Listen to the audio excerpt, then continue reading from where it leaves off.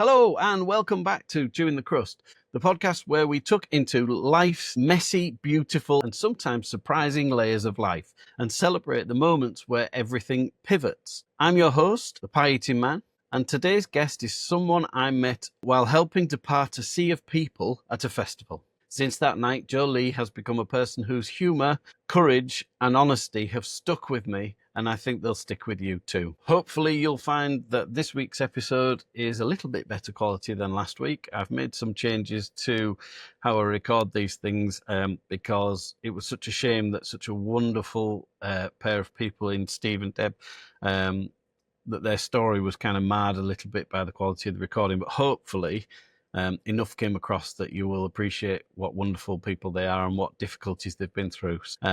But fingers crossed, moving forward, the quality should be better. It's been a learning curve through these last sort of 5 or 6 recordings. Everything's new to me. I'm no editor or music producer or anything like that. I'm just a guy who really wants to get the messages out of these wonderful people that have crossed paths with me. This week's guest was once a dance teacher. These days she's a marathon runner, a full-time carer, and the fierce, funny mother of Alice, her 24-year-old daughter who lives with a rare life-limiting condition called cask gene mutation. Alice can't speak, struggles with her eyesight, and is fed through a tube and needs round-the-clock care. But she loves Disney, boy bands, rock music, and winding up her older brother. In this episode of Chewing the Crust, Joe talks with raw honesty and brilliant humour about life before Alice, the slow unravelling of a diagnosis, the realities of tube feeding, NHS frustrations, and what made her start running in 2017 with Alice. It's a story of pivots, pain, and unexpected purpose, and it's one that you won't forget. So, she danced before she walked the miles, then swapped routines for muddy trials. With Disney tunes and rock on play, she runs with Alice every day. She's brave, she's real, she's fierce, she's fun. A marathoner and a mum. From festival lights to friendship deep, with Alice close, who rarely sleeps. Please welcome my guest this week, my friend and wonderful human, Jo Ann Lee. Good morning. How did you like having a poem written about you? It was very good. I'm very impressed. Do you like it that I keep calling you fierce? Well, that's not a bit scary. I think you're like a mother lion though, because you're just amazing. But I know you won't be messed with. It's very true. We met in quite an unusual way. Meeting you, I basically parted the ways of like hundreds of people at a crowd so that I could go to the loo and that you could actually leave the site because it was heaving at that night, and I think Alice had had enough. Yes. But yeah, and I think I fooled myself into thinking I was helping you, but I've since seen you when I've tried to part the ways again, and you've just said, "Oh, just push him out the way." You have a look that just sort of makes people move, and I am I'm wide generally. I think that's usually that usually does the job, you know. So Joe, I've got.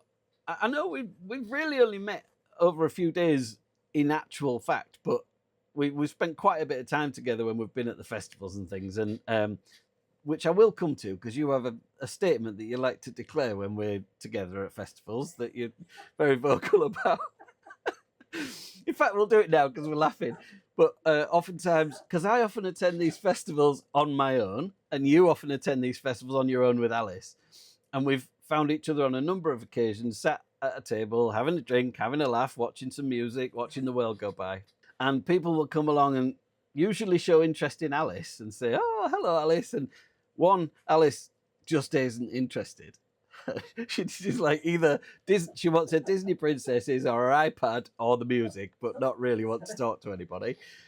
And then people say, like, start asking me, how old is she? And, you know, and I'm like, I'm just a friend. And you're like, we're not together. Well, there's this great presumption that I possibly cannot be single with Alice. It's really interesting. People just presume there is a man. That's, Yeah. we're not And together. And can I just say, Joe, and this might embarrass you a little bit, I don't know if it will or not, but when I thought of doing this podcast in the very beginning, it was you who was the superhero who walk among us that made me do this. It's you that the whole idea of this podcast exists around. And I know I've seen other people first, and I know I waited to contact you, but you are the inspiration for this podcast. And I don't think that can be underwritten enough, because I just think you, as far as I'm concerned, you walk on water. You're just amazing. Indeed, so. And I know you don't take praise well either. But I mean, as everyone can see, we've been talking 5 minutes. You do nothing but smile. Let's dive in.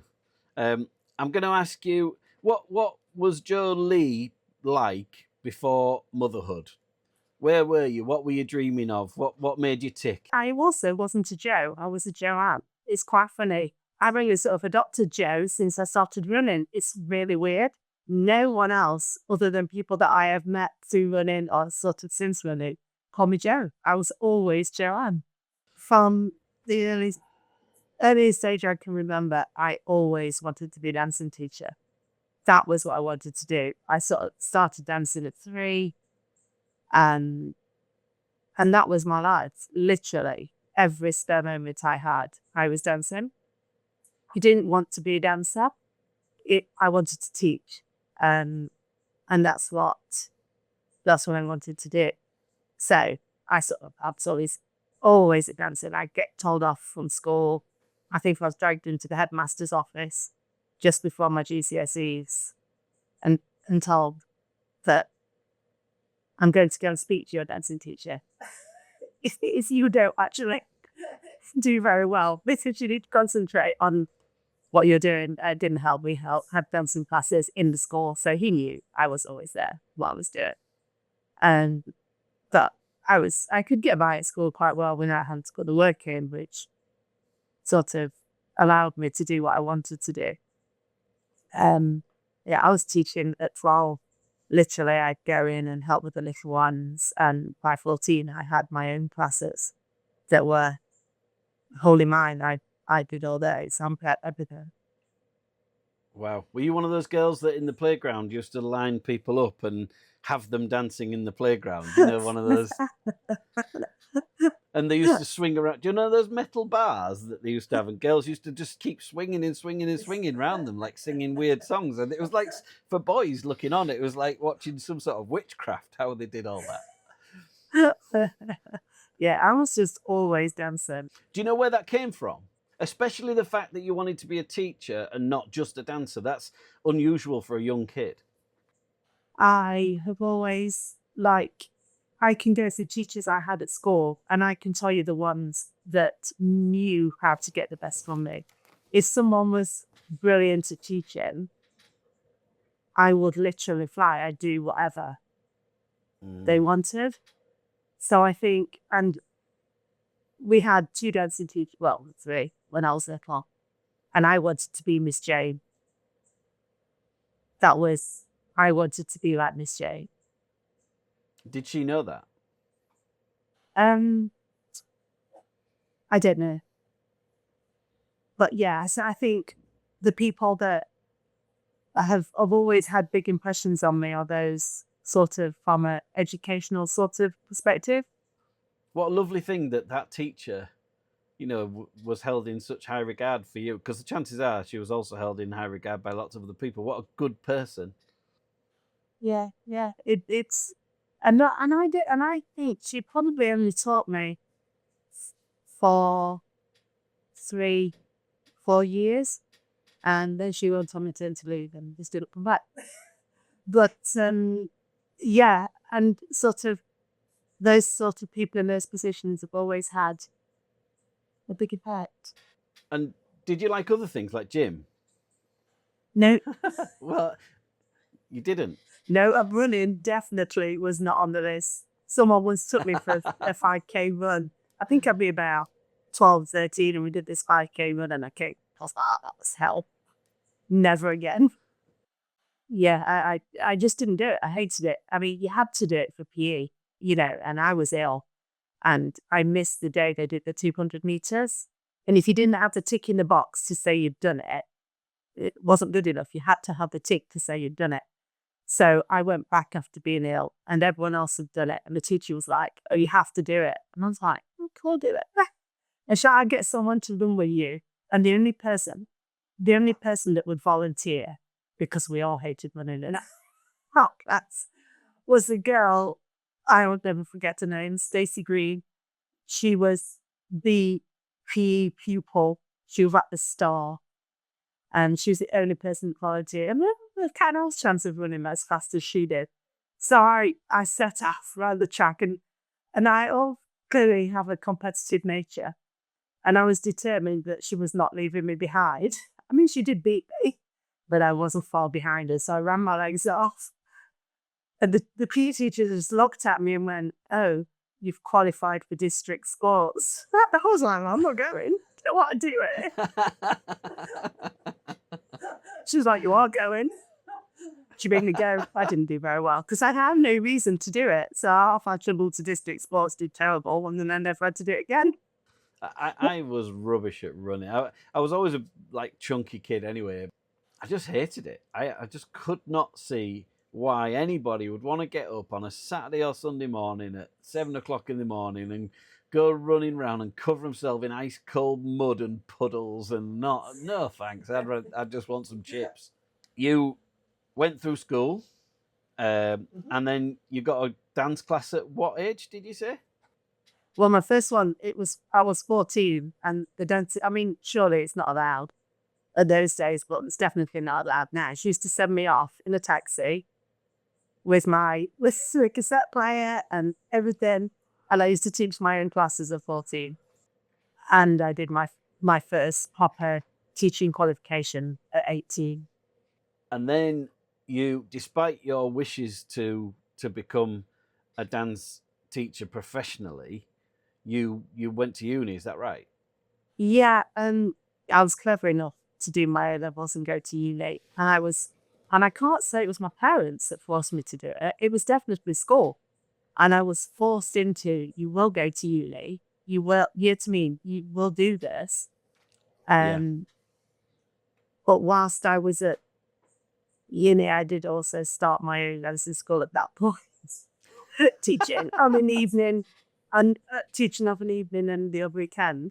And so off I went to uni, and then I'd been there a year, and I was like, "I can't do this. This is not for me. I don't want to be here." And and I'm a bit of a rule follower. And so it said in the handbook that if you wanted to leave, you had to go and see this tutor guy. So I made the appointment, off I went. And he's like, "Oh, why are you here?" And I was like, "Well, I want to leave. I want to go. I want to be a dancing teacher. I already teach. I've already got my own school, but I want to have my own building and blah, blah, and and go give the whole spiel." And he just looked at me and was like, "Why have they come to see me?" I was like, "Well, because it's in the book, I have to." He was like, "That's what you want to do. Go and do it." And that was it. That's nice. Said goodbye to uni. My mum was not too happy about that. No, I bet. And that got quite successful. That was your business, wasn't it? That became a... It was. We started off in a small building. And then the guy that owned our building was like, "Oh, I've got some premises I want you to see." I was like, "Okay." It was like perfect. It had got, Wow. probably won't mean much to you, not dancing, but it had got a sprung maple wooden floor. I'll have you know, I was about to ask you, did you have a sprung floor? I did. I had a sprung maple wooden floor. This building, it was huge. Had it been a dance floor before? Because that is an unusual thing to have in a building. Going back, it had been a nightclub at one point. But But when the guy bought it, and it had been a roller rink. I remember it as being really, as a small child, going with my dad to the roller rink. It was huge.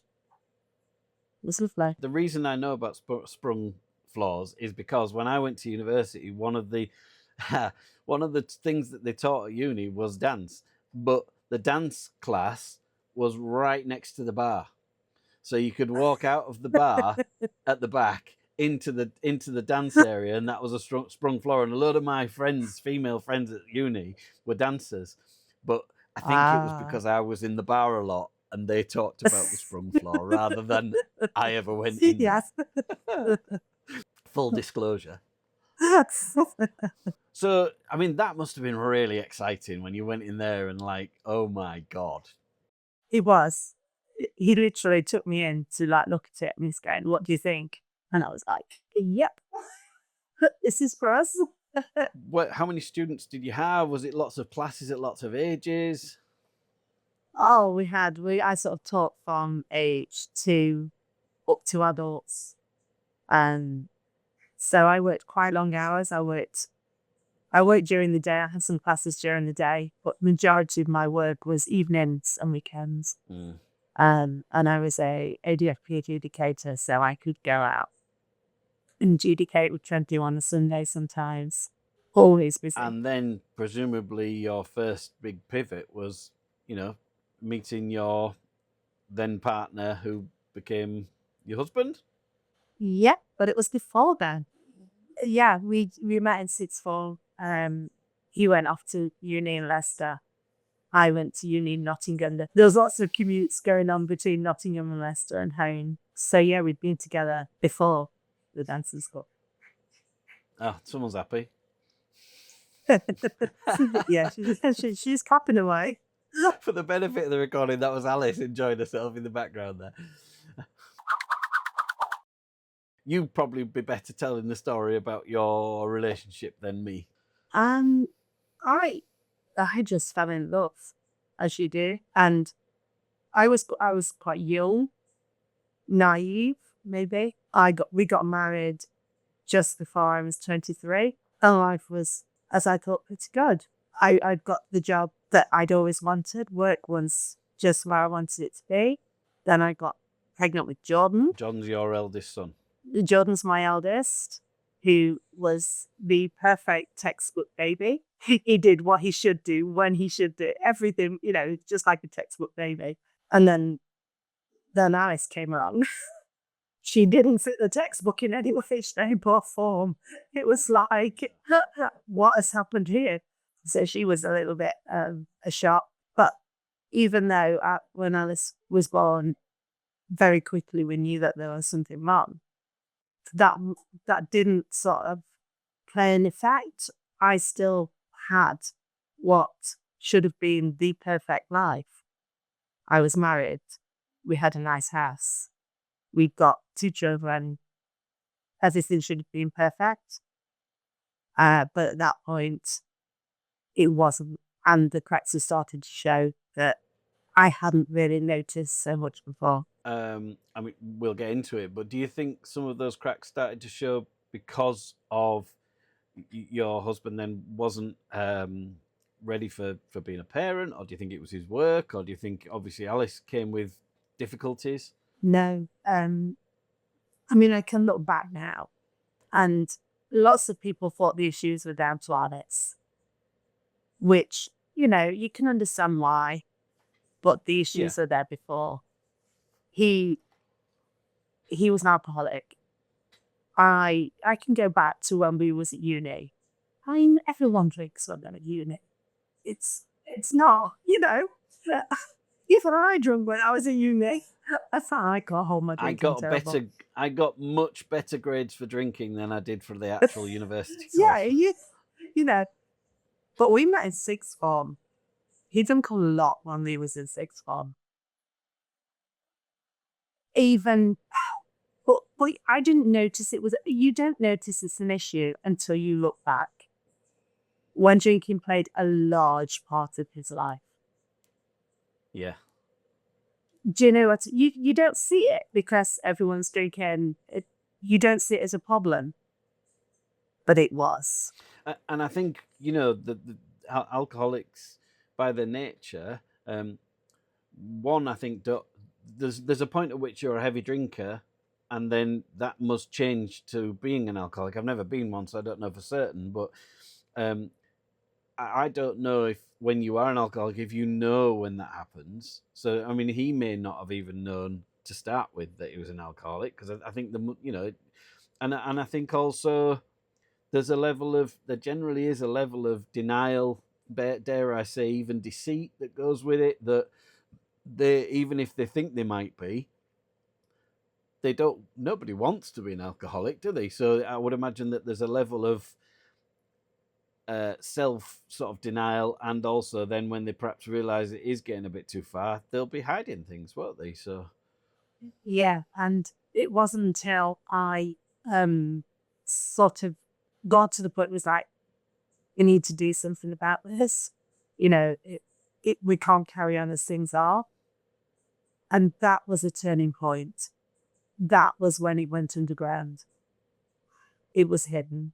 You'd find a pint glass on the side of the cupboard, and to anyone looking at it would go, "It's a pint of orange squash." It wasn't. It was a pint of vodka with some orange squash put in to make it look like a pint of orange squash. There were bottles hidden anywhere, everywhere. I wasn't allowed to drive his car. And I could never understand why he didn't let me drive his new car. I mean, my driving is not that bad. Until I went and opened the boot. And it was full of bottles. His briefcase, which he took to work, had bottles in. good Lord. It was, yeah, when you say people say people are alcoholics, and they say, don't mean they drink a lot. There's a huge difference between drinking a lot and being an alcoholic and having that lack of control. And I mean, they talk about there are alcoholics who manage it, and then there are people who perhaps have a different level. I don't know. Again, I'm not an alcoholic. I don't know, and I don't know. But there must be a sliding scale. It can't just go from 0 to 100, can it? But No. it sounds like that this was just off the scale. Yeah, he managed to hold the job down for quite a long time. A very good job in education. And he could function on alcohol. But it got to a point where he couldn't function without alcohol. To the point where if he'd not had alcohol during the day, they could withdraw from alcohol. And it wasn't that he was trying to stop drinking, it was just circumstances of that day meant he'd not been able to have any alcohol during the daytime. And he'd come home and fit. And that must, I mean, the first time that happened, that must have been horrific for you. Yeah. I'd already got a child that would fit. And I remember waking up to this horrendous noise that I couldn't explain. So I literally leapt out of bed, ran to Alice's room, which is the first thought for an unexplained noise. It's got to be Alice. And she was just asleep. So off to Jordan's room. He was asleep. Went downstairs to find him sitting in front of the telly. Now you look back, did you see, or I suppose at the time, did you see his nature change? Yeah. And I didn't see it to begin with. And it's not until I did lots of things through work, I would never have said I was in an abusive relationship, but I was. It was emotional abuse. But I couldn't see it. Like coercive control? Not quite so much coercive control, but there was control. But what now you would term as, it was emotional abuse. Like, funnily enough, I don't wear an awful lot of makeup. I came from a dancing world. I wasn't allowed to wear makeup. He didn't like it. But there's the little things. What you do, if the person you love tells you, don't wear that lipstick, I didn't like it, you don't see that as an issue. No, and scarily, I say to my wife, I like it when she doesn't wear makeup. It's not because I don't want her to wear makeup. She can do what she wants, but I think my wife's beautiful, and it's nice when she doesn't wear Yeah. makeup. I feel like she's relaxed, and I feel like it's a nice thing. But I would hate to think I was ever, doing that. But I would never tell her not to, because well, I'm frightened of her, so I definitely wouldn't. But yeah, to me, it was started off with little things that you don't notice. And then it sort of just gradually escalates. He would tell me, if you ever leave me, you will not see John the Malice. Oh God! And this was presumably you'd had the chat at this point. You were letting him know you were unhappy. Yeah. And I'm stuck. I didn't help in the fact that I hid it from the rest of the world, until I literally left. My mum had got no idea. Was that for your own pride, or because? I don't think it was pride. I think I always thought it would get better. I always thought that he would change. He could change. But it was way past the point of that. He had control. No control over Alice. No one has control over Alice. But Jordan, he was controlling over Jordan to some degree at that point. Because the thing is, all children are vulnerable, but you had a particularly vulnerable child as well, didn't you? So, and all children are impressionable. Boys tend to worship their fathers, and for different reasons. I mean, boys also worship their mothers. I know, but that does leave the gate open to manipulation on the part of a father, should they wish, doesn't it? Because I was teaching and I worked long hours. Jordan had started school, so suddenly he couldn't come to work with me and stay on. She'd happily too, because he used to love coming. He was so spoiled. He'd come to work and it'd always be someone playing with him, whatever. He loved it. He loved all the older girls. So they spoiled him rotten. But once he started school at 5, he couldn't do that anymore. He needed a regular bedtime, get up. Whereas at nursery, he was fine. He could cope. He didn't need that. So even going to my mum's, which he did sometimes, he couldn't do. He needed to go to bed. And so sort of all set, you can, when you finished work, you pick him up from me dancing, you take him home, give him a seat, put him in bed. And then once I came home, Alice was still with me at work. We came home about 9:30, walked in, and there was nobody in the living room. I was like, oh, where is he? Went upstairs, checked on Jordan. Jordan's asleep in bed. Where is he? And then noticed the bathroom door was closed. Oh, I am exceptionally claustrophobic. I don't close doors. Doors are always open. Oh, he's in the bathroom. Went to open the door, couldn't open the door. And so that was like, huge panic. I sort of managed to eventually get the door open. And he passed out behind the bathroom door. I'm like, this is 9:30 on a school night. Jordan's in bed. You've got Jordan, he's in bed. You've got to go to work tomorrow. And it's like, it sort of got to the state that the where... breaking point? No, that wasn't the breaking. That was a breaking point in the fact that I think I knew we needed out, but not enough. I still wasn't at that point. It was a breaking point enough for me to get Jordan out of bed and go to my mum's. He couldn't explain why. I was like, we've fallen out. I've left the kids there, went back to talk to him. We went back. I just still didn't see it as bad as it was. Can I just say though, I don't know how you feel about that, but I think this is a common trait of domestic abuse, and I think there should be no blame attached to that, because when you love somebody and you are in a difficult situation and you have such strong bonds and ties with people, it's not easy just to make a decision on a scenario like that and think, okay, I've got to get out, is it? It's so much bigger than that.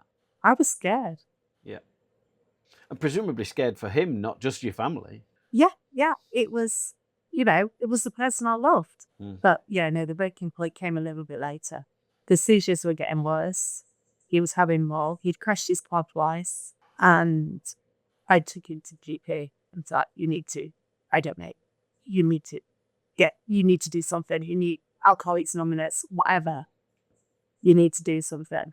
And we chatted to a GP and he was like, you're driving? I'm tired. He's going, you can't drive. You have to hand in your driving license to DBLA. You've had several seizures, you can't drive. And we came out of that appointment, got in the car, and he said, I'm not stopping driving. And that was not an unusual thing, but that was the breaking point. I could at that point see, you don't care what harm you do to me, the kids, anybody else that you're likely to meet on the roads. And that was what snapped. That was the day I snapped. Yeah. And I was like, we're not safe. It sounds like that was the day that he made it very clear that the addiction came first. Yeah. I literally, most people in my situation might have made a few plans of like how they could leave, what they could do. There was nothing. I hadn't squirreled away some money. There was nothing. We got home. I packed a bag with the kids' pajamas. The clothes for the next day. Oh no. And I know when I've spoken to you before and we mooted the concept of having a chat like this, and I hope you don't mind me saying, and if you do, we can take it out anyway, but you told me that you didn't, there were things that you didn't want to talk about this, which we are talking about, because you didn't want to perhaps enlighten Jordan to what went on. And very interestingly, last night when you sent me information across, the pre-chat stuff, I put this to you, and I was very interested to see that you said it seems that Jordan knew a lot more than I thought, and I think kids are just so bloody clever, aren't they? Yeah, and the hard side about that is a question I often get asked about Alice is how much she understands, and about it's always really difficult to know how much she understands because she can't, tell you. And then I ask, well, does she remember things? And my always point is, I hope to God not. Yeah. But actually, we know she does remember things. We just don't know how much. Yeah. And that's hard. Hard, but I don't know. She's an adult and has. I just think she can't talk about it, but maybe it is good that she has memories. I don't know whether it's right or wrong, because there are good memories and bad memories out there in everything we do. Yeah. And hopefully she has lots of good memories that are nice. So you left. And then when was this? 2006. So the kids Alice was 5, Jordan was 8. And we moved into my mum and dad's. But yeah, I hadn't pre-planned. I hadn't thought about it. I hadn't, I'd got a bank account. It's got no money in it because I didn't use my personal account. Everything was a joint account. But I knew from that day there was no going back. I knew. There wasn't a case of let's talk about this, let's see where we can move forward. It was, no, I need to keep the kids safe. And that's it. It's done.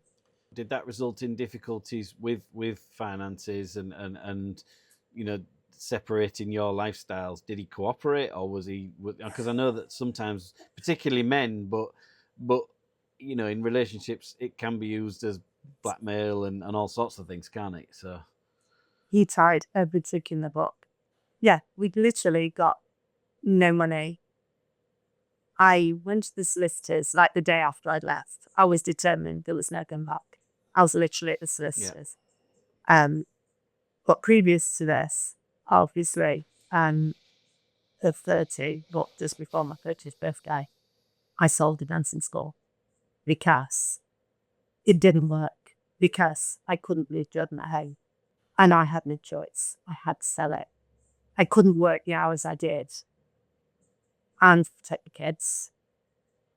We had to make a change.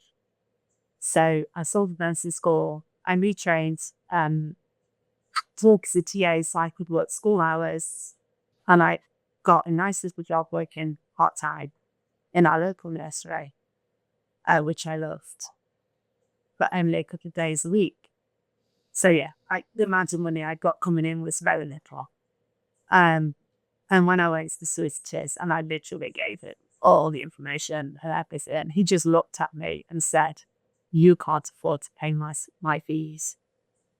He said, "This is not going to be straightforward." He said, "My advice is you stop working so you can claim legal aid." He said, "It's the only way you can afford to do this. It's the only option you've got," which went against everything I thought. Well, knowing you, I know, that just isn't you. No, it's not. And I had no idea what I was doing. I literally gave up work. We lived with my mum and dad. I'd got a house. I'd got a car, which I couldn't use because he'd taken it off me. He took the keys off me. So I'm still on the mortgage for a house that he's living in and I was like, what do we do now? We managed to get a council house, which was just a trauma in itself eventually. We were sort of just bumbling along, trying to cope.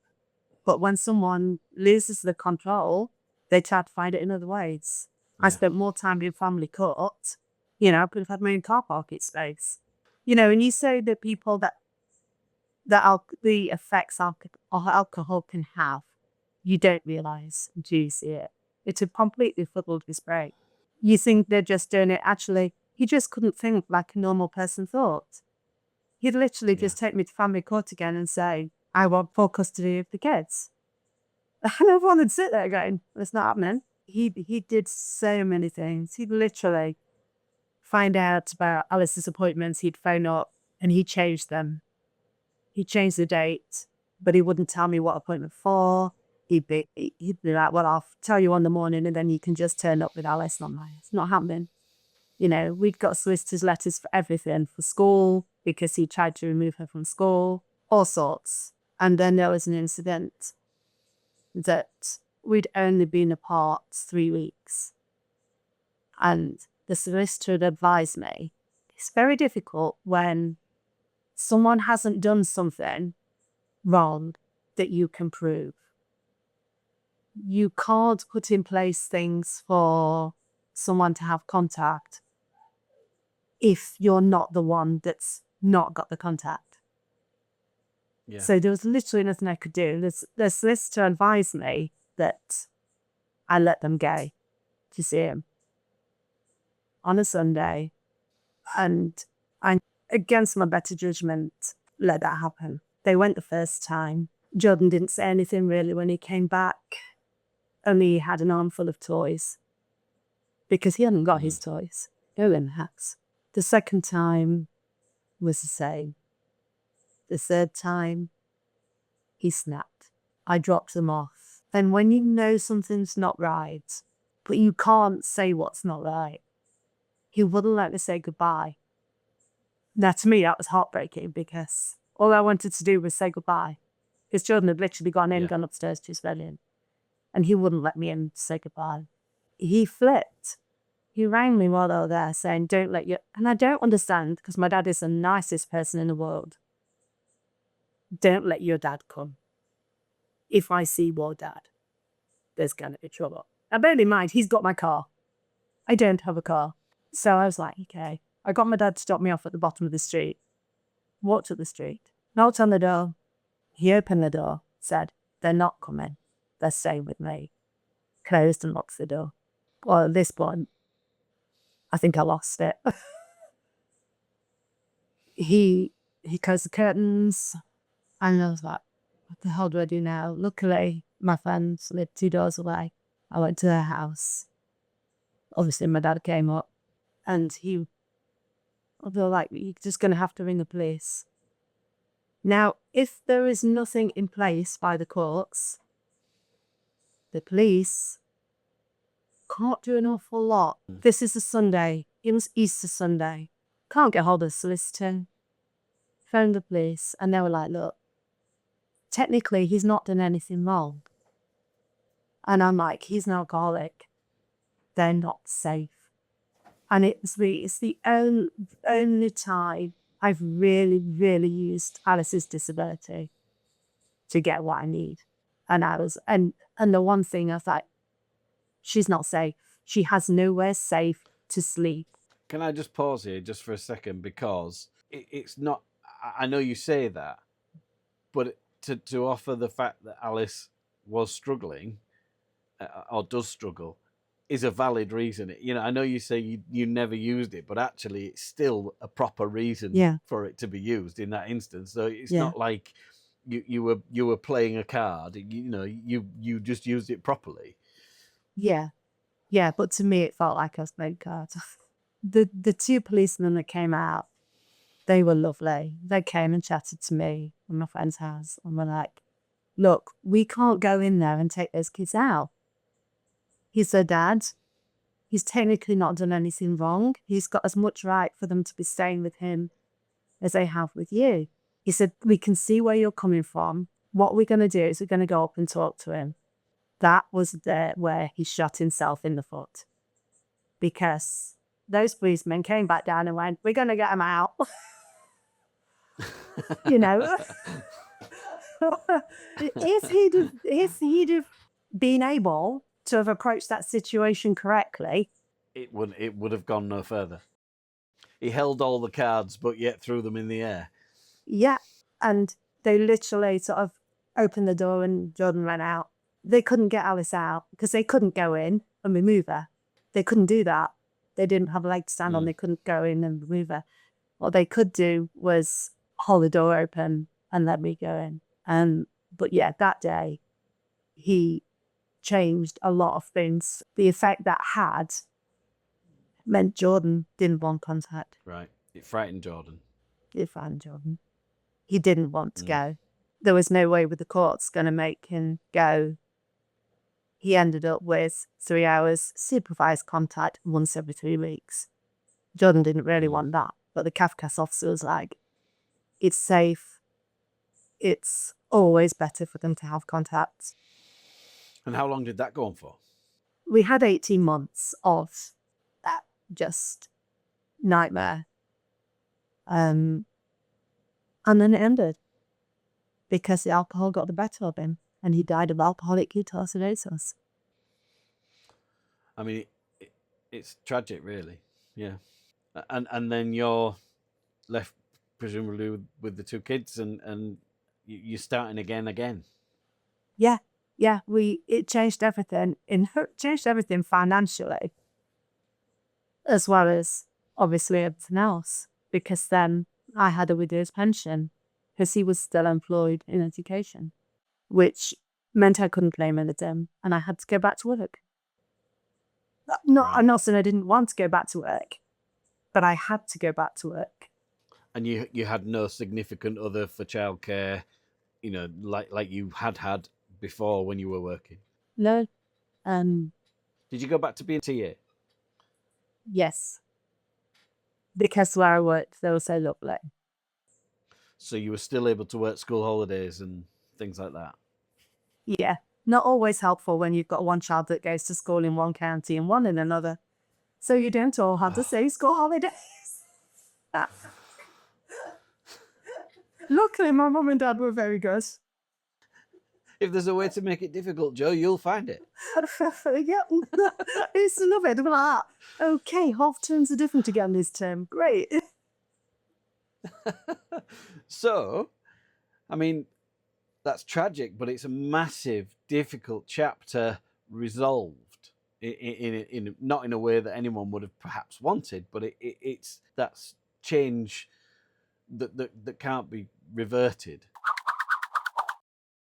I think we probably should have a chat about Alice, because Alice had Cas gene mutation, and she's had Yeah. that from birth, presumably. That's a genetic thing.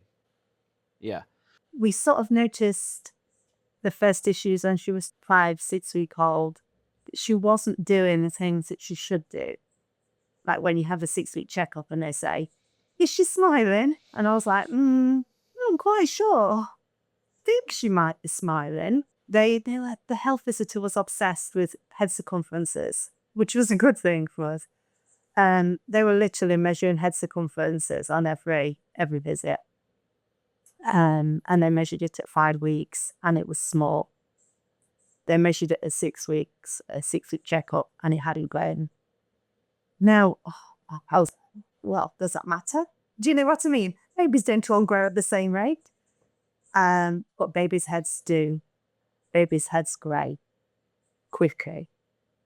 And Alice's didn't. And that was, flashing light. We need to refer you to the hospital. But yeah, she didn't gain the skills that she should have done.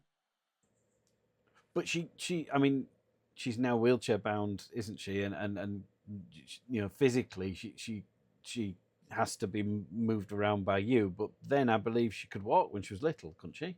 She learned to walk when she was 4. So typically she didn't learn. Her physical skills weren't where they should be. But Alice is very determined when she wants something. I wonder where she gets that from. She was quite determined to walk, Versa. And she did. When she was 4, she went to walk. But it wasn't walking in the sense that me or you would walk. She could walk inside. She couldn't do it. She couldn't do a slope. She couldn't do a step. So she couldn't walk outside. It just wasn't safe for her. But inside, she didn't even walk. She ran in a head first position, as though you would expect her to fall flat on her face, but she didn't. She just went. It was a bit like from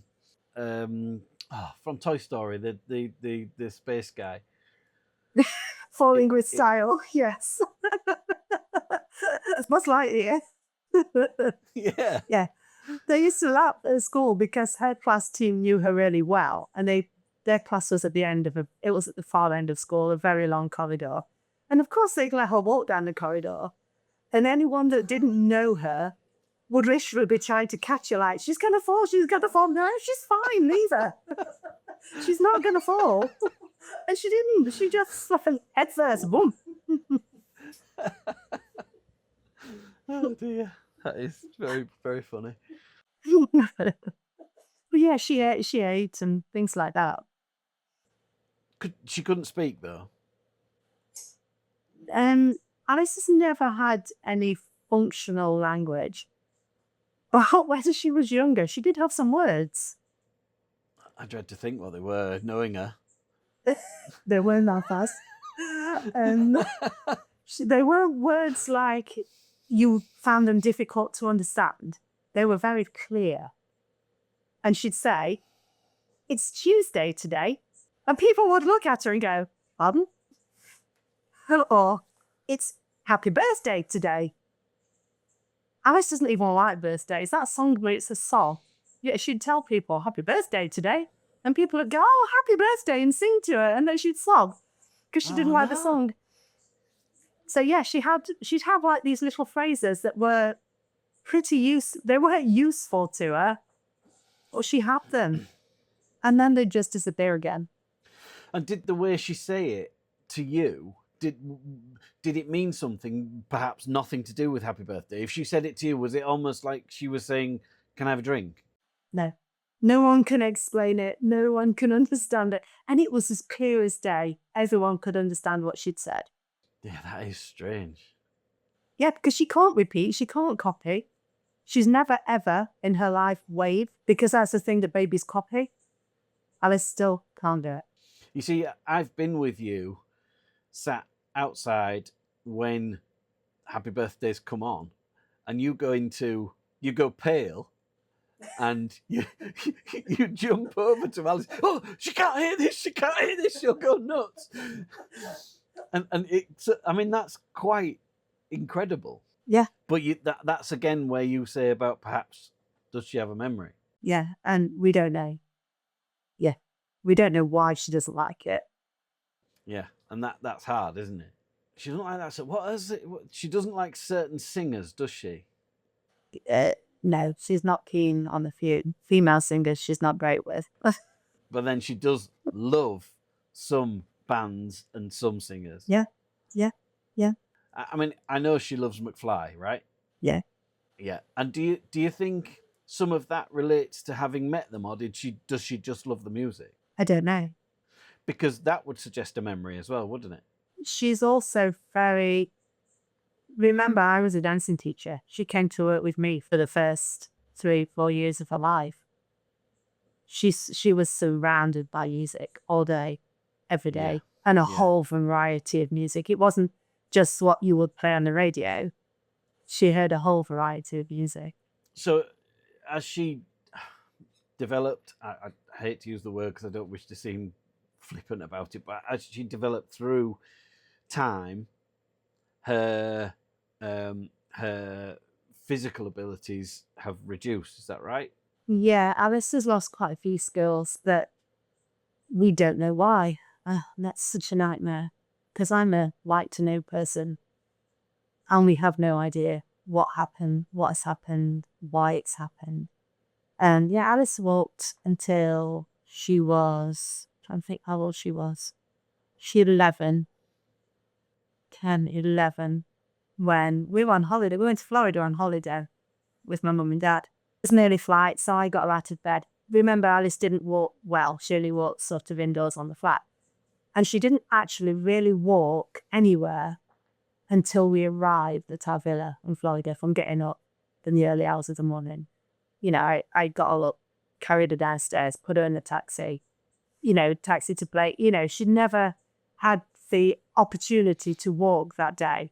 So we don't know at what point this happened. Because she didn't walk at all. And she sat in, Virgie used to have these aeroplane seats and memory chairs that basically hold you in a chair really well to sit in if you can't sit independently. Because she couldn't sit on chairs, she fell off. Why could she walk? But she couldn't stay sat on a chair because she'd just fall off. That didn't make sense. So literally we got her out at the villa of the hired car. My dad took her out the car, stood her on the floor, and she fell over. Didn't think that much of it, picked her up, carried her into the house, put her down, and she fell over again. Stood her back up, tried to get her to walk, and it was like one side of her didn't work, and she sort of went round in a circle. It was so bizarre. Like, your first thought probably is a stroke. It was the one-sidedness that sort of made your brain go, what's happened? So we literally got back in the car, left my mum and Jordan at the villa, and tumbled off to the closest hospital that came up on the sat-nav, which happened to be a Celebration Hospital in Florida. And they admitted her and couldn't find anything wrong with her. And bear in mind, we're in America. Luckily, we had holiday insurance because Lord knows how much it would have been. And they CT scanned her, they'd x-rayed her, they'd literally done everything and gone, we can't see where there's an issue. And that was the start of the deterioration of skills that we don't know why. And were you able to see whether or not that frustrated her, or is she not able to demonstrate that to you enough? I had this conversation actually with the nurse the other day. Frustration isn't something Alice shows, which is weird because she's a very determined person and it never bothered her that she couldn't walk. And she's very good at telling you how frustrated she is when the iPad doesn't work. Yep. And Alice lost the ability to eat. Alice loved chocolate, garlic bread, toast were her favourite things. And when she to those to eat, when she was really, really polished, spent a lot of time in hospital when she was 15, it didn't bother her. She didn't. Which is amazing when she loved those things. Yeah. Because people go, can you eat in front of Alice? I'm like, yeah. It never, ever bothered her at all that she couldn't do it. And it was as though she knew it made her ill if she did. But, I mean, you think of the very basic functions of a human, well, any animal, to drink, to eat, if that was taken away, especially things like chocolate and garlic and those strong Yeah. things, Yeah. you would think that there would. And can you clarify, when you say she couldn't eat, was that her body could no longer digest, or is it she couldn't chew, or what happened? She was really, really poorly. Alice had been tube fed before that because she couldn't eat enough or drink enough. So she was already tube fed partially just to top up what she had. Because Alice still isn't very big, but she was very small. At 12, she was only 19 kilograms. She was tiny. Blimey. But she was poorly. She was just poorly after poorly. And she got to a point where she'd just be sick all the time. No matter what was wrong with her, she'd be sick. And then she'd aspirate. And the surgeon was like, "You've earned yourself another stay in hospital, Alice." Her surgeon was amazing. He was like the king of doing things keyhole. He couldn't do a keyhole. If he couldn't do a keyhole, nobody could do a keyhole. He had to do open surgery. I was traumatized by the open surgery. I was like, "I'm fine with keyhole. You do what you want." And the minute it was like, "No, I'm going to have to revert to open surgery," I was like, "I know you can't do that." So she had the surgery. 4 days later, the new tube bed place it just didn't function right. It moved. And when we tried to give her any fluids, it leaked into her body rather than into her stomach. Oh.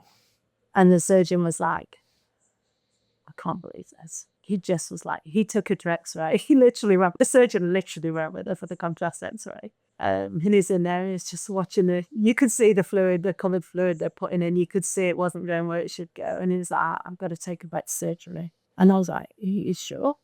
He's like, "We've got no choice. We've got to take her back to surgery." So it was like, she had open surgery twice in 5 days and her body shut down.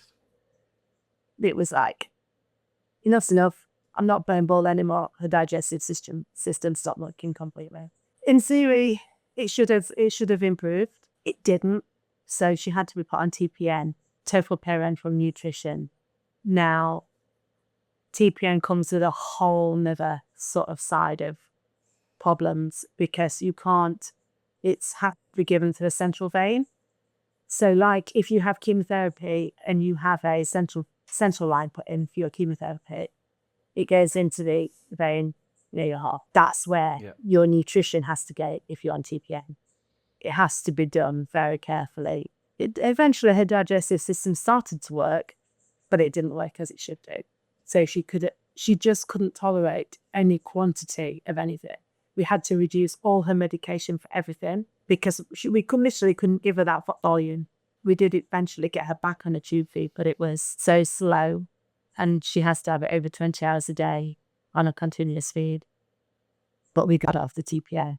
That must have been such a difficult time for you to get those balances perfect and measure it all perfectly. It must have been so hard. Yeah, we got it right eventually, and it's been right ever since. And she is thriving on having a 20-hour-a-day continuous feed. But the problem with that is you understand it far better than most of the people in the NHS. Is that right?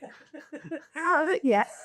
Her dietitian, she's got the best dietitian. We were so lucky. We managed to keep her dietitian she had from pediatrics to adults.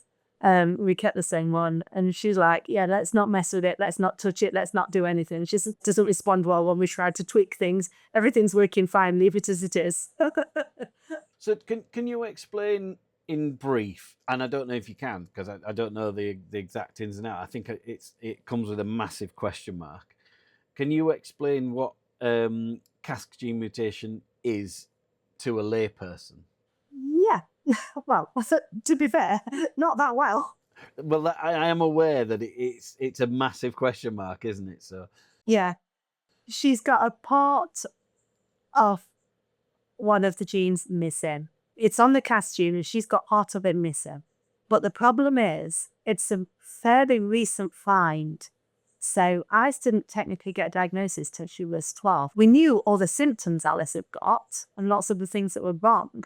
but we didn't know why. It was a new genetic discovery. They found the cast gene and other things it's responsible for, but they know very, very little about it. And because Alice was 12, people older than her, they stop looking. They're not looking for an answer.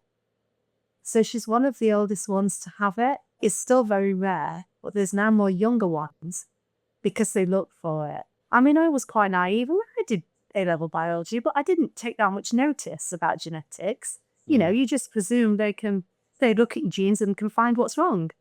It's not as simple as that, especially with more difficult conditions. They have to know what they're looking for. And so, yeah, it affects everything. And some of the main things are, the first thing we noticed with Alice was a severe microcephaly, which is when your brain doesn't grow. Because you presume, you presume your head just grows, the bones grow, so does everything else, they don't. The bones in your skull just move to accommodate your brain growing. If your brain doesn't grow, your head doesn't grow. And so that's one of them. And then the cerebellar hyperplasia is a certain part of your brain that is affected more, and that affects your balance, your coordination, speech. And are these classic signs of Cas gene mutation in everybody, or is everybody different? Now, if a baby was to present with microcephaly and an issue with their cerebella, they would look for a Cas gene mutation. In the first episode, we're talking to Steve Edney, you've met Max with the brittle bones. And he was saying that when he first fell and broke a limb, and then 6 weeks later he fell and broke another limb at like 1 year old. They went to hospital with him and found that they were looking at child abuse because it's such a rare condition that they didn't know what to look for. And there are two indicators with that as well. So the colour of the eye and the formation of the skull, which is a demonstration. But again, you've got to know those things to be able to say, this is what we need to look at now. Yeah, so it is more easily diagnosed now because those two indicators are huge. I mean, the alarm bells would start to ring if the skull is not growing, wouldn't it? It's a bad thing, but it's a good thing. Yeah, but there are lots of other conditions that would make microcephaly would present. But yeah, it's the two combined. And now you've got, not now, but you've got 16-year-old Alice. You've got, I won't say how old her mum is, but she, am I right in saying that you recognise that as Alice continues to age and you continue to age, things are going to get more difficult for you to manage her physically, so you made a massive decision. Yeah, I've been ill as well through that year. Well, not ill, and some physio and some MRIs later discovered I've got degenerative disc disease, and that the impact that had was like, oh, okay, I need to do something now.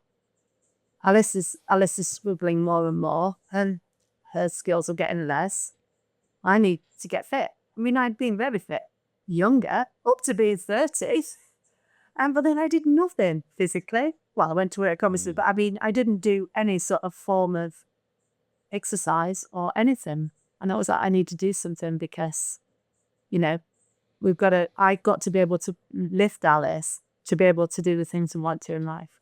The world isn't set up for you to be able to hoist someone here, there, and everywhere. But I was working full time. I was just going to school, and I was like, well, if I go to the gym after work, I've got to get my mum and dad to look after Alice. I was like, I can't be doing that. Jordan was getting older. I was like, can't get Jordan to babysitter so I can go to the gym. It's just not, it's just not fair.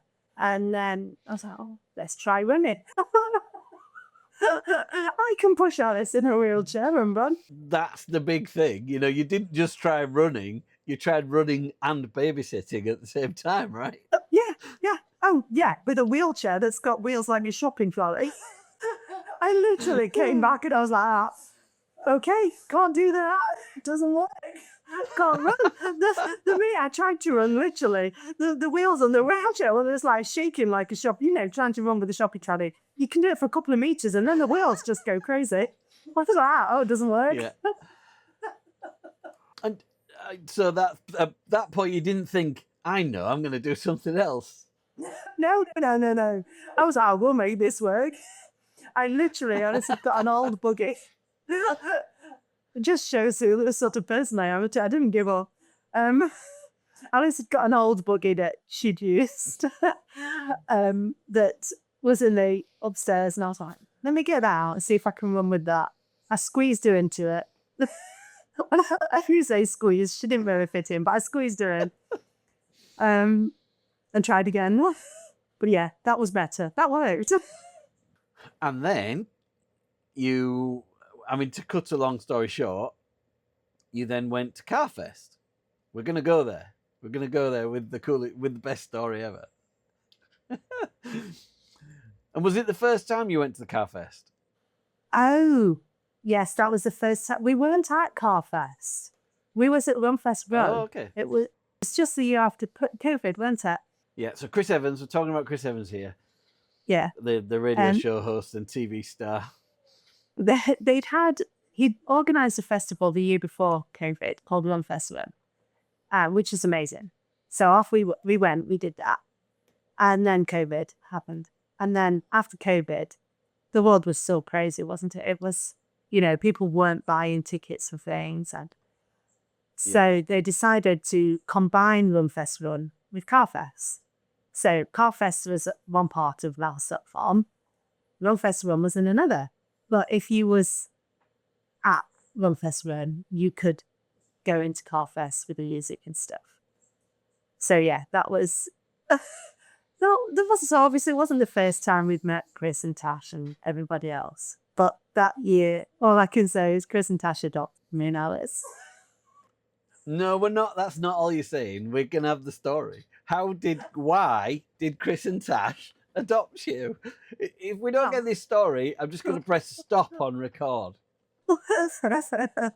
Well, we'd had to shield for 18 months. That was fine. We managed. But I came out of COVID with a whole sort of just do everything and anything. So there were so many runs that weekend. I was like, yeah, we can do it. We can do it. So we'd done the Families on Track. Chris had watched us like crazy lady. We'd made friends with Steve Cram. We managed to get him on our team because we needed a few more people. The day after, on the Saturday, was the 10K. Laverstock Park is not known for good roads and flat. Laverstock Park is, when you want to get up to the campsite, the hill is like that. And even where the festival is, it's like a proper amphitheatre looking at the show. They use the flat bit for Carfest. The rest of it is not flat. Yeah. That's the flattest bit.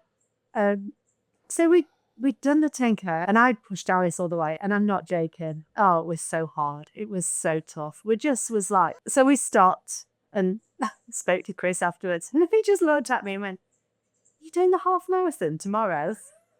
And I'm like, yeah, of course we are. And he's like, no. You can't do the half marathon on your own and push Alice. And I was like, we can, of course we can. We can do anything. He was like, no, you can't.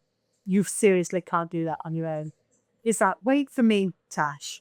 He says, start at the back, and once we've waved everyone through, we'll run with you and we'll help you. Well, that was the funniest 13.1 miles I've ever run. When we put this out, I'm going to put the picture that we're going to come to. I'm going to put the picture on the YouTube video so people can see it. But the finish line picture, the finishing picture, yeah. But you now explain what happened. We started off taking it in turns.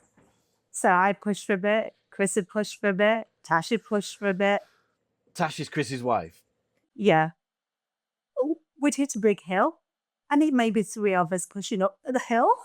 We're not just talking a hill, we're talking like grass hills with there was swearing going on. There was laughing going on. It was there was nothing about that road that was easy. It was like a proper off-road trek. There was a lot of laughing and swearing going on. And we got, about halfway. And Chris is pushing along this wooded trail, and Tash looks at me and went, you've got a problem. I said, what do you mean? She's like, look at Alice's wheel. I was like, oh dear, we've got a completely flat tire. I mean, I'm a girly girl, so I was as much use as a chopper fiber. I was like, I've got magic spray we can put in to make the wheel work. Well, not one of us could get the cap off the wheel. We couldn't even get a cap off. Wasn't there a warden there as well? And the warden Well- didn't know who Chris was. Well, yeah, Chris was like, we can't do it. We'll just get to the next Marshall. Marshall Tony. I'll never forget Marshall that's it. Tony. We literally made it to Marshall Tony. And this poor guy, he worked in a garage. He was like some pit stop man. And he's literally, he's got the wheel off. There's me and Tash holding the buggy up with Alison. While there's him and Chris on the floor with this wheel. There's magic spray going in. There's all sorts going in. Yeah, this poor guy, Marshall Tony, had got no idea it was Chris Evans. And then we literally sort of we carried on. Hang on, didn't they have to call for backup though? Look, I'm not sure someone called for backup, but we got to about mile 9, just before mile 10. And there was coming around this corner, and there was this great big grass hill in front of us. And coming running down this hill was Hollow Radcliffe and Steve Cram. They were literally coming running down this hill towards us. Olympic runners. Yeah, they just looked at us and was like, we've come to help. And we were like, okay. We're the 4th thanks. emergency service. And I just literally let go of Alice. And next minute, Alice is running up this hill with Steve and Paula. There's me, Chris, and Tash stood at the bottom of the hill going, what do we do now? I was like, we're never going to catch him up.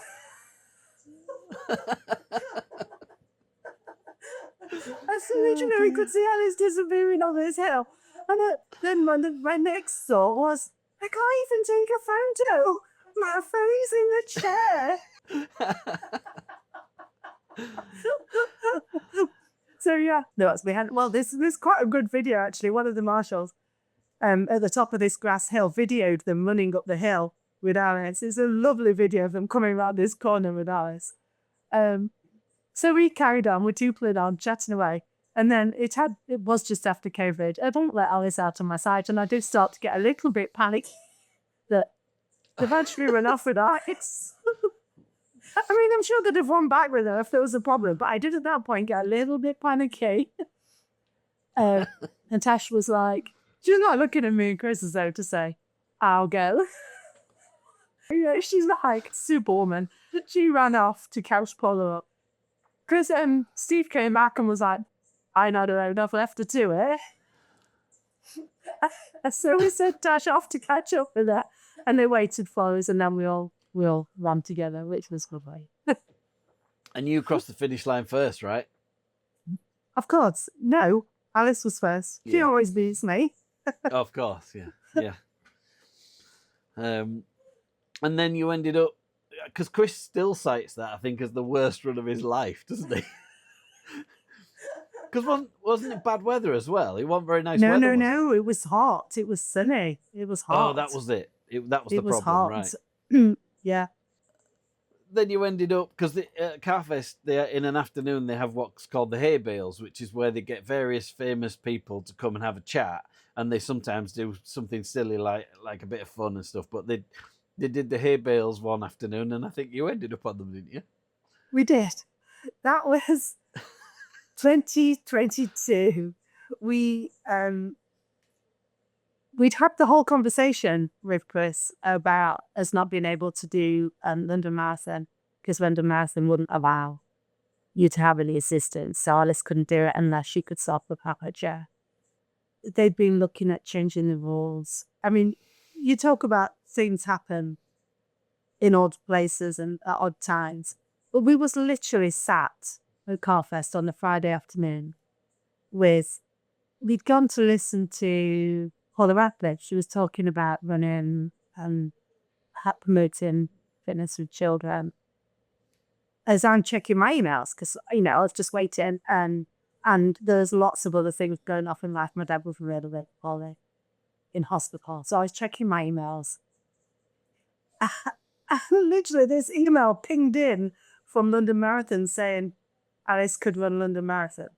So I'm sat there like, Wow. in my super excited state.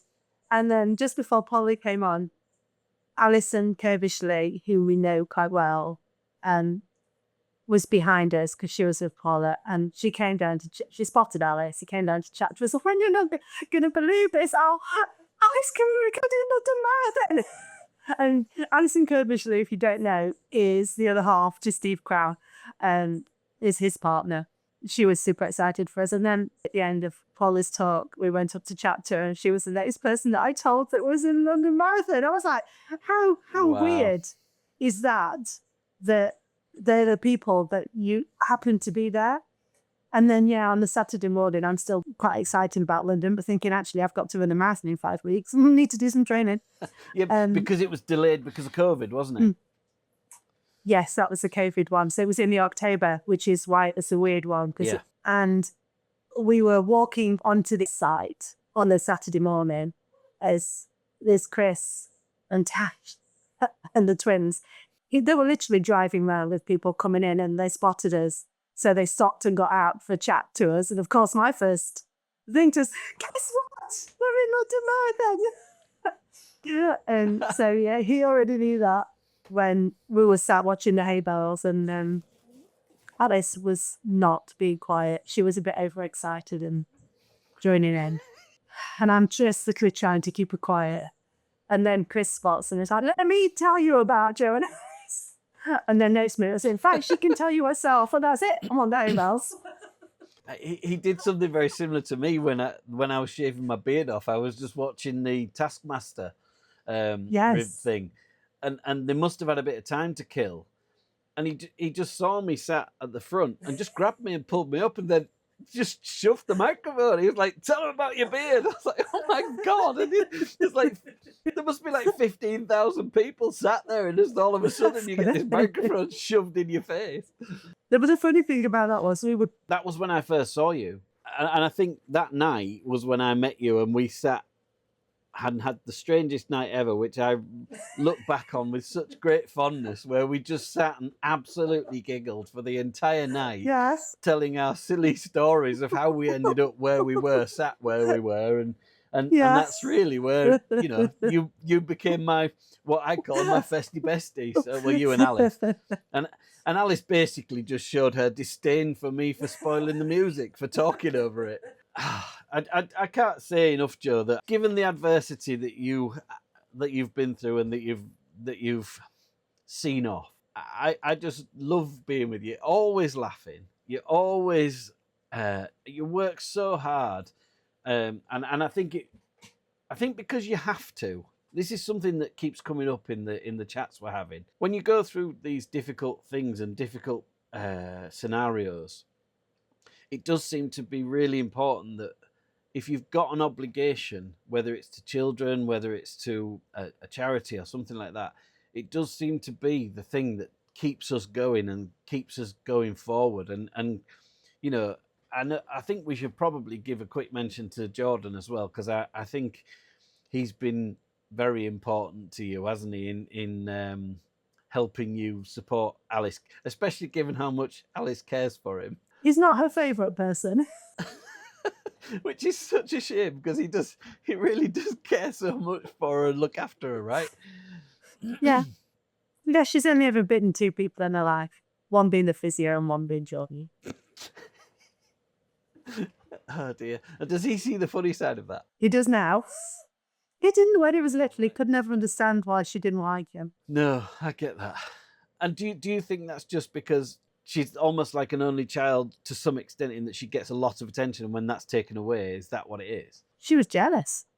She didn't like Jordan having attention, and not her. But she also doesn't like children. She's never particularly liked children, so they don't give her what she wanted. She was always preferred adults. And John was a child, so not only was a child, but a child that had my attention.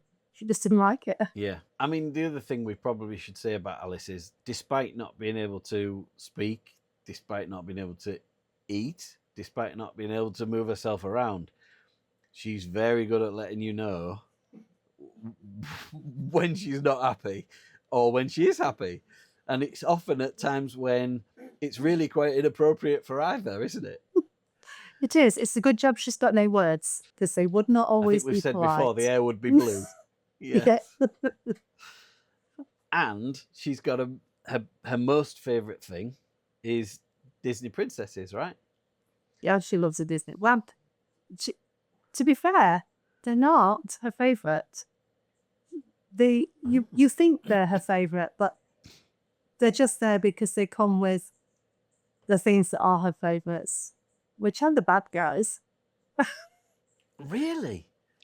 Yeah, she's always got a princess look, but it's not actually the princesses that she loves so much. They're part and parcel of the bad guys. Her favourite is Gaston from Beauty and the Beast. She absolutely loves Gaston. She likes And a good-looking man. can I just say then, The bad guys. this is overweight me with bad knees and bad back. I agreed last year after having seen some people doing the festival dash at Carfest and people of abilities that were far less than I should have. I agreed with you. I promised you that I would do the festival dash this year at Carfest, which isn't desperately far, but it's a long way for me. And you've made it known that I made that promise a number of times over the past 6 months or so, and I haven't shied away from it. But you have to do that in fancy dress. And both myself and another chap called Dom Perkoffer from Carfest as well have agreed to do that. But we've agreed to do that now as we were going to be Disney princesses. We're now going to be ugly sisters. And I was in part doing that to try and make Alice happy, to try and win her over and get her attention. I could have actually dressed as a baddie. That would have been so much better. Not as much fun though. No, and you don't look even slightly remorseful. Oh, God, I've been done again. Alice does me over every bloody year. So, I know I haven't asked you. Really important. What's your favourite pie? Cheese and onion. Okay, the first cheese and onion. With beans. With beans? Okay, well, what about sweet pie? Because someone did point out the other day there are sweet pies as well. I any sort of fruit pie. Cherry, probably favourite. Cherry, very American. Can we talk briefly also about your fundraising for cask gene mutation? Are you still doing some now? We are, yes. We've got a couple of things that we're doing this year that are going to be what can be called a challenge. So nothing that I would want to do. Probably not, no. We love our running, obviously, and we've done several marathons now, but we decided we needed a challenge, so we're going to go and run Kyoto Marathon. It is billed as one of the most beautiful, but it's off-road and very hilly. It is organised by Steve Pram's company, so we know the customers who need be. Can I just say that? How cool is it for you? As a runner, you've got Chris Evans as a pal, Vassos as a pal, you've got Steve Cram as a pal, you've got Paula Radcliffe as a pal, and you've got Richard Whitehead, three Olympic gold medalists as like running pals that when you're struggling. Oh, could you give us a hand? It's not me. It's my daughter. You literally, Alice just gains these people. And what a wonderful guy Rich Whitehead is as well. Rich Whitehead is absolutely superb guy. What I think a really good like transition for people between people with disabilities in sport and people without them, you know, and that mixture between, because I think he's such a great fun bloke, but takes his sport so seriously. I cannot watch him run around corners though. It gives me the creeps. I always think he's going to fall over on those blades. It's awful. Yeah, he's a really interesting guy. To listen to him talk is really interesting. The things he's done. I'm desperate to get him on here. Actually, I'm gonna approach him and see if he's willing to do it, because I think he's a such lovely a guy. shining light and such a wonderful example, and so like humble. Just like he's just like a normal geezer, isn't he? Yeah. And then he goes all over the world. One minute he's in Paris, the next minute he's in blooming America, and Canada. tying him down. This suit.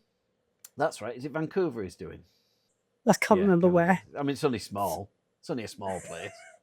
So yeah, sorry, I interrupted you about your challenge. So you're doing Kielder? So we're going to Kielder Marathon, which I'll come and help me if I need it. We don't intend on having any help. I do intend on pushing it the entire way around Kielder Marathon. Is there a flat bit that I can come and stand on the side of and clap? Slap it. I don't know. I know there's a spectator bus that drives around. That's about as much as I know. That sounds like my challenge. That sounds like Get on the bus. Challenge. Yeah. The lovely people at we go to a lovely running group at Clumber Park, and I've always said I won't do an ultra with Alice, which is an ultra marathon, so it's further than a marathon, because they're not really most of them, they're just not suitable for Alice. Probably we could do it with a few others, but I can't do it on my own. I can't push around. And Simon said it'd be really nice if we could get Alice to do an ultra. So he came up with this spectacular idea of a running group taking it in turns to push her. So at Clumber Park, you can go around the lake. It's just under 4 miles if you go around the lake. So the plan is to do an ultra marathon with Alice, powered by Clumber runners. So we're going to have groups of people that take it in turns to push Alice to do the whole 50K we're doing. Wow. Until I realised actually we can't do it without me, because I'm medical support. I have to do the whole 50K. It's just not right, is it? Okay, I'll do the whole 50K then. Yay! I'm going to run my first ultra as well. Oh my God. And when's that? July. So if anybody's interested, of the 3 people who watch and listen to this that could want to sponsor you, how do they do that? The Just Giving page is linked to my Instagram. It's gonna be fun. It should be a really good day. Well, with friends. Within 50K. We should probably say Alice does love running, doesn't she? She loves, and she even loves it. Loves it. She loves it particularly when certain people push her as well, doesn't she? She has preferences. Oh yeah. She's the faster the better for Alice. 50K is not going to be fast. Yeah, she likes to go fast. Her favourite people to push her are faster. Going back to her days of calculated falling. Yeah, probably. Yeah, she likes rides and stuff. But she can't go on many now because we can't get her on. And she loves your running. Is it instructor or guide? We have the most lovely running coach, Gemma. Gemma's not her favourite. Gemma's husband, anorexia. She asked me, he pushed around. I was in Portugal last year. We was running around the European cross-country course, and I'd done some with her, and I was dying. And Liz like, can I take her? And I'm like, yep, there she goes. So Lewis was pushing her around the cross-country course, which was quite bumpy, and she likes bumpy. She was absolutely loving it. I've got a great video of him pushing Alice. Oh dear, she's such a star. I know we've sort of alluded to it. It's amazing how someone with so many difficulties and so many parts of her life that are hindered in emotions and smiling, who is so good at showing her emotions. It's quite incredible. Yeah, well, she managed to get Paula to push her when we went to Climate Camp last November. And we was doing running drills and stuff outside, which Alice, we can't do running drills with Alice. So she was sat in her chair watching, and she'd got the face on because we weren't running. She was like, okay, I knew we were to running thing. We're all these running people. What, why am I sat here and I'm not doing anything? So she just got sad face on. Next minute, Paul, can I take her? And I was like, yeah, go on, go for it. And she literally got Paul Radcliffe running around the car park with us. She's literally running on the car park with Alice, who loves around the car park. Oh, she's everybody's favourite. Everybody's favourite. Brilliant. Well, I've loved seeing you. I've loved catching up with you. I mean, despite her disdain for me, I love hearing about Alice and how she's doing and how she's getting on. Oh God, I might have to. Well, I'll definitely see. Well, hopefully, I'll see you at Carfest, I'll be dressed as a something, and then I might even see if I can't get up to cheer you on at Kielder. We'll see. Yeah, need a nice flat car park with just a short distance to the run where I can just do that. The thing with marathon supporting is, I mean, I've never done it, but it's a bit like rallies. They just that's it. Okay. Do you just go to different points of the rally or what? Yeah, but I don't think I'm going to be going past quite so fast. I'll expect waving and everything. You know what I mean? I'm not going to go past at any great speed. Well, you best do. I'll be ever so disappointed.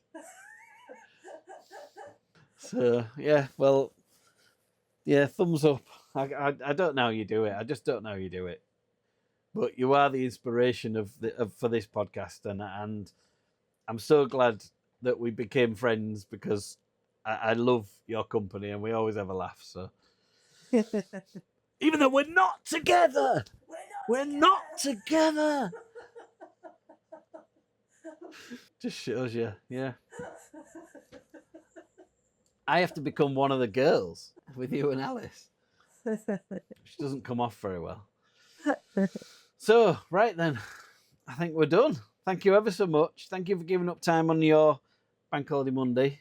And you look smashing. And you have to go back to Alice now and see what trouble she's caused. I can see her from here. She's oh, can you? Yeah, I can see her. She's not fired the iPad across the room or anything. She's not got it. What's she watching? Alice is presently watching this morning. She learned to watch programs other than Disney during COVID times. I think you told me she loves the This Morning music, doesn't she? She'll watch This Morning. She's very odd, my daughter. How am I gonna make 2 hours into 1 hour? This is gonna be a two-parter. Sorry, I can talk. Right, I'm gonna go. Thank you very much. Have a lovely day, and I'll see you soon. Keep in touch. Thank you. Bye. Bye. So everybody, that was Jo Lee, runner, mother, and one of the most fiercely funny and fearless women I've had the joy to meet. If there's one thing that Jo reminds us, it is that love often looks like sweat, steel, and soundtracks full of McFly. If you enjoyed today's episode of Chewing the Crust, don't forget to like, share, and subscribe. Life may not always rise perfectly, but there's magic in every bite. Crust and all. Until next time, stay curious and stay pivoting. Thank you ever so much.